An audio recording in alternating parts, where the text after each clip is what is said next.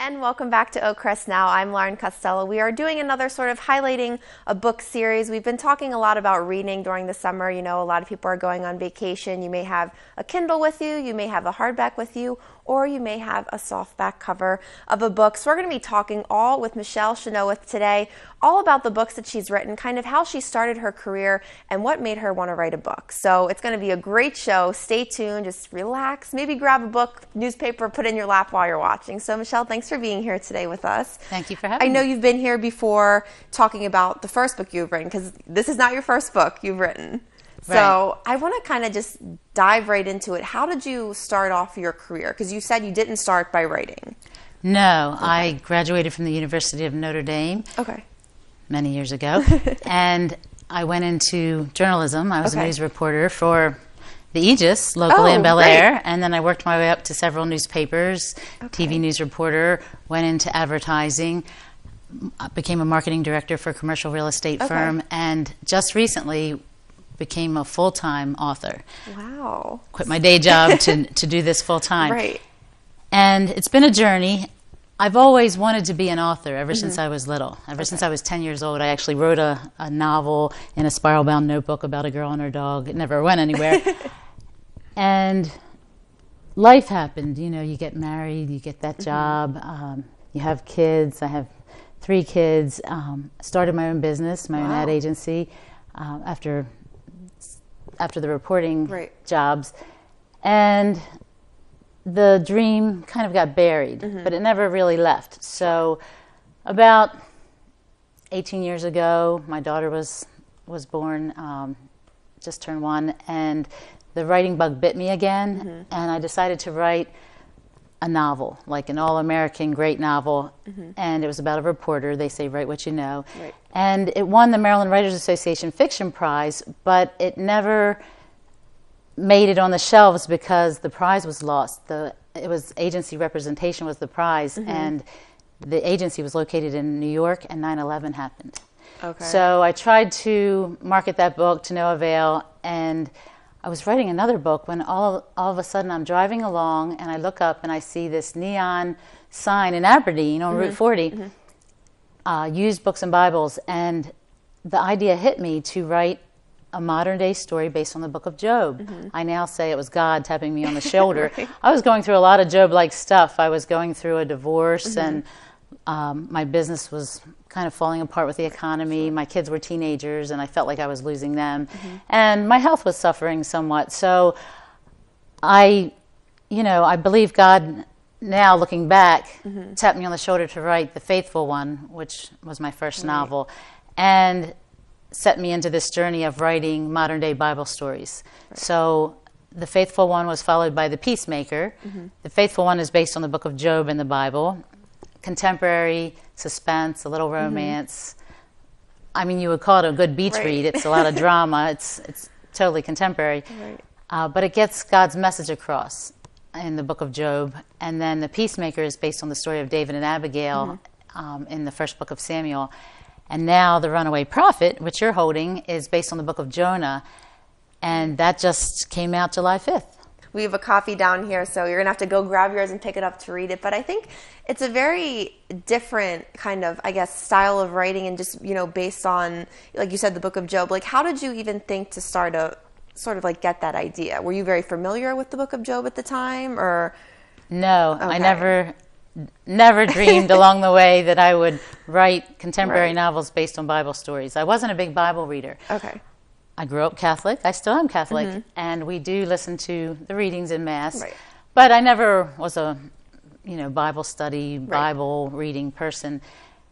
I want to say God really tapped me on the shoulder and helped me through a lot of the hardships I was going through, and then in writing it, helped me through those, to come out on the other side, and then help other people. And the next, I acquired a Christian publisher at the time. I self-published the first version, and then signed a contract with a Christian publisher, and they were looking for modern-day reimaginings of Bible stories, and I said, I think that's what I want to write. And a friend gave me the idea for The Peacemaker, and then the second novel was born, and one at a time. I just focus on whatever Bible story is really pulling at my heart at the time. And then I do some research and talk to people in the field, pastors, ministers, and so forth, and also people that, so not only authenticate the Bible story and make sure I'm following the plot line in a modern day way again, but I also research with like FBI agents in this case, people from Las Vegas. Takes a lot of research, but luckily these days research comes a little easier on the internet. Does. So I do want to talk a little bit about your most recent book, but before that, I want to go back to the first book that you wrote. So, you kind of got that idea saying, I'm going to focus on the book of Job, kind of make it more contemporary. How did you even begin to start? I mean, I know you have an idea, but it blows my mind as to how you would just begin to, sit at your computer and just start typing or, brainstorm. Well, like I said, I've always wanted to write novels, and I wrote that first novel.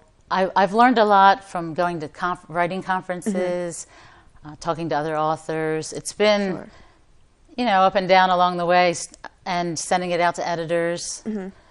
Cost me some money, but I highly recommend if you're writing a book to get other people to read it, and especially a professional editor. And so I learned how to write dialogue, how to show, not tell, and some of those finer points. You think, oh, this is ready. It's not ready. So I sent it out to editors and got them to help with it. It's just a matter of, it's tough, but taking some time. At the time of my first two novels and writing this one even, I was working, a 9-to-5 job, or owning, and in the first case, owning a business, running a business. So I would try to squeeze out time, maybe over the weekend or at night. I tend to like large blocks of time. So I would just say, everybody leave me alone. I'm going to write. So it's just, it's a journey, and it's just like one day at a time, like sitting down in front of your laptop and just trying to put words on paper, one sentence at a time, until you've accumulated. The first book took me a little over 8 years. Wow. The second book, The Peacemaker, which is based on a current presidential election, with a lot of the same issues that we're facing in this one. I always say, maybe I was a little ahead of my time. And then this one has an Islamic State radical terrorist group in it. So, but again, I think God put some of these ideas in my head, and fortunately, I'm lucky. How often did you get writer's block, or was there ever a time when you were writing and you just said, you know what, I'm not doing this. I can't. There's no way I can finish it. Sure, there are many times. I would say. Not that I'm not doing this, but, wow, am I writing the right stuff? Maybe I should be writing something different, more popular, because not only is it frustrating to finish the novel and then have an editor look at it and make these changes, and you're like a little resistant, like, because you worked so hard on that. Right, and it's like, I got to go back, and then again and again until it's perfect. Right. But also writing in the genre that I write in, I've been like, faced times of frustration where it's not selling millions of copies yet. I'm not on the New York Times bestseller list, but I just have faith that one day I'll get there. There's been times where I have sat and said, nothing's coming. And at those times, you just walk away and take a walk, go on a mini vacation, do whatever you have to do to refresh, and then come back and try again. Right. I think that's the perfect advice, because sometimes, with anything, if you're doing it too long, or, you're sticking with it for a while, and you kind of reach that point where, I need a break, I'm going to walk away, take a little, time out, come back, and then you get those new ideas. And it's very competitive. I think everybody has a story in them, and everybody can write a book. Sadly, a lot of people write one and publish it as an ebook now, self-publish, and so there's a lot of junk out there. I was fortunate to sign on with Morgan James Publishing in New York for this novel, and then they're republishing the first two, by the way, that are coming out soon. But you know, it's hard when you're out there isolated. So my recommendation is to get help. Get help from editors, you know, put it out there to agents, and just go to conferences and just keep, you know, mingling with writers just like you. In fact, I'm a book coach, so I do help other writers get published. I teach a writing class at Cecil College in my hometown in Northeast with a continuing education program. Both writing, publishing, and then marketing your first book. Oh, wow. Because I do have... all important things that you need to know. I do have over 25 years of marketing experience as well. So luckily I've been able to apply that, because you have to do a lot of the marketing yourself, social media, and so forth. Right. And I know a lot of our residents, I mean, they've been through so much. You've lived through so many events, and you probably have so many great stories to tell. And I know a few of you out there have, you know, kind of dabbled with the idea of writing a book, maybe a few short stories. And what advice would you give to them and how to kind of start that?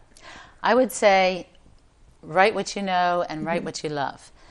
Don't try to write for the market or the masses. There are tons, thousands of books out there, and you can't predict the trends or try to stay on top of them. So write what's on your heart. And that's what I did, and that's what eventually what I fell into and what is now working for me. I am able to do it full time. It is selling. It is starting to happen on not only a local and regional basis, but nationwide. I'm getting into libraries and bookstores nationwide. So write what you know, like what's on your heart, what you've had experience with. Because readers can tell when something's believable or credible and when it's not. And if you love to read suspense and a little romance, which is what I've always loved to read, that's what I've loved to write. So I picked that genre. Now, this is actually a contemporary thriller. I do want to talk a little bit about this, because so we have actually a bookmark down here in the studio with all 3 books that Michele has written, and then her most recent one. So I want you to just give like a summary, maybe not spoil anything, because I want residents to kind of pick up the book and read it, but talk a little about what the writing process was like writing this. Well, The Runaway Prophet came to me because it's based on the book of Jonah in the Bible. Contemporary reimagining of it. And it came to me because I actually was in a Bible study, a short one with our church, and we were looking at Jonah, and the story really was interesting, and it's about so much more than a whale. But it's really about a guy who is frustrated, doesn't want to answer his call from God. And at the time, while I had written the other 2 books, I was still struggling, like, this isn't selling, you know, tons of copies. My kids are like, Mom, why don't you write something like 50 Shades of Grey and sell millions of copies, or Harry Potter or whatever? And I said, no, I think this is what God's calling me to write. And I think I'm on the right journey, but I would get frustrated. This isn't happening fast enough. And so I was a little like Jonah. And in the book, Rory Justice is the Jonah character, and he's called by his father, a retired FBI agent on his deathbed, to go out to Las Vegas, a.k.a. the new Nineveh in the Bible, and hand-deliver a letter to the Las Vegas authorities, the sheriff's department, warning them that there's a new Islamic State radical terrorist group underground, and that they're planning to build a nuclear bomb under one of the casinos. So it sets up with a lot of suspense. And Rory has a bad past in Vegas and doesn't want to go there, so instead he he mails the letter and jumps on a cruise ship and tries to go the other way, just like Jonah. And just like Jonah, some disasters strike, and he winds up back in Vegas to help the FBI. And I won't give away anything more. Yeah, I was going to say no more. But he's probably sitting on the edge of their seats. What's going to happen next? In all of my books, it deals with real people, real life issues today. In this case, he's an average middle-aged guy that just doesn't want to rock the boat. He just wants to be left alone. And instead, he's being asked to rise to the challenge. And a lot of us don't want to do that. I was going to say it's something very relatable, where people are probably reading and saying, oh, you know what, this was me this time, or, you know, that was me the other day when, you know, I was asked to do something and couldn't. Or and it actually deals with ISIS in America, really. I call it an Islamic State mafia. it's a new mafia that's working underground in Las Vegas and really ruining the city and making it more of a city of sin, you know, than it may already be. And today, I think we're faced with that, ISIS in America, and you know, it's a real issue. And so I think maybe God has perfect timing for it because it's really relevant today. Right. Now, how is writing this book different than your other two? Did you face any similar challenges, or was this one easier for some reason? None of them are easy, and no, it wasn't easier. I do think I've become a better writer, let's hope, over time. So it is my favorite because it's the last one I've written. But each book is different. They're not a series. Some people think they're a series, but they're not.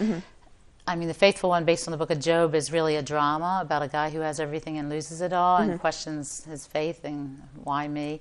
And The Peacemaker is about a woman Abigail, who becomes David's second wife, but before she does, she's married to Nabal, a mean, narcissistic, abusive alcoholic, and really struggles. And they clash, her husband and the David character clash, in this case, in a presidential election, just like we're facing today. And she comes in between them and takes some risks to help try to save David's candidacy, the David character. And then, again, The Runaway Prophet. So that was really a political suspense with a lot of romance. And then The Runaway Prophet, it just became a thriller. And, you know, I went with that. So next one, I believe, is going to be based on Cain and Abel. Okay. Very popular I'm a mom story of 2 for many sons people, and a daughter, and now a blended family of 5 with my husband today. And so, you know, hopefully it'll touch the hearts of moms, you know, that have you know, struggled with their kids. Now, have you started this, or is this just... It's up here. I've been busy marketing this one, getting the word out, but it's on the way. This fall, I'm going to be putting pen to paper or sitting at my laptop. We'll have to have you come back after that one comes out, and then it'll be another one I would love added to the list. So now, for residents who are watching, where can they pick up your books? They can get it in the local libraries. Okay. It recently got put into the Baltimore County Libraries. Okay. They can get it at some local bookstores, Towson, Barnes & Noble, Greetings and Readings. Okay. I'm hoping the White Marsh Barnes & Noble gets it. I'm sure they'll order it. But if you go in someplace and they don't have it, a library branch or a bookstore, just ask for it. They can order them. Okay, perfect. And it's available on Amazon, Barnes & Noble, Books A Million, all those paperback, hardcover, and on Kindle and Nook as an ebook. Perfect. And if they like, they can visit me on my website. I have some news and events and contests and a blog and more information. A little bit of everything and little movies, little book trailers that are entertaining. And that's www.Michele, with one L, Chynoweth, CHYNOWETH.com. I was going to suggest for the residents, if you do participate in the bookmobile when it comes on Fridays, you can probably call and have any of these books, even the ones, the other 2 listed on here, added, and then you can just pick it up, so you really don't even have to leave campus. I think that'd be pretty convenient. Now, I did want to ask you one more question. So I know you have written, you know, all 3 of these books. It's been probably a process over, you know, X amount of years. Is there anything that you learned, or what is the most, I guess, meaningful thing to you about writing, how it's like changed your life, or what is the one thing that's like very significant for you? I think realizing that it's not about the becoming rich and famous, although if that happens, you wouldn't hate I'll take it in stride and give back and that type of thing. It's about, for me, helping other people. When a reader comes to me and says, or emails me and says, I'm thinking about going back to church now that I read one of your books, or, you know, I was married to this guy like she's married to in your book, you know, can we talk? I've talked to, I'm also a public speaker. I've talked to church groups, book clubs, chambers of commerce, women's groups, writers groups. I'm doing a lot of speaking with writers groups now. So I'm trying to help other writers, first of all, as a book coach, and I'm trying to help other people with these messages from God and the Bible in my books. So I would say, when a reader says, wow, this changed my life, or this really affected me, or it really made me cry, or it made me think. For me, books and movies that have a message where you walk away and it makes you think, or maybe even change, are the best kind. So that's what I hope my books do for I was other going to say, that probably makes you feel great, when people reach out to you saying, I just read your book and, it really impacted me. I feel like that one specific comment just makes, you're like, that's why I do this. That's the sole reason. Right. So one reader, one book at a time. Yep, that's true. Well, we're very excited for this. So if you want to read The Runaway Prophet, we actually have a copy down here. You can come check it out. Again, available at the library, Barnes & Nobles. You can check out Michele's website. There's a ton of information on there. I visit quite frequently. You see everything on your website. It's very nicely set up, so very easy for them all to use. So, but thanks. It was good seeing you stop by, and we'll sure you have your back when the next book comes out. So no pressure, but a little bit of pressure at the same time. Okay. Well, thank you. Thank you for having me. No problem. And thank you all again for watching today. Again, you can check out The Runaway Prophet or any of the other 2 books right here on the bookmark. Again, check out Michele's website. It has all the information you need to know. And hopefully she'll be back in a year or so with that next book, and we'll be able to discuss that with everybody here. So thank you so much for watching today, and we'll see you again tomorrow.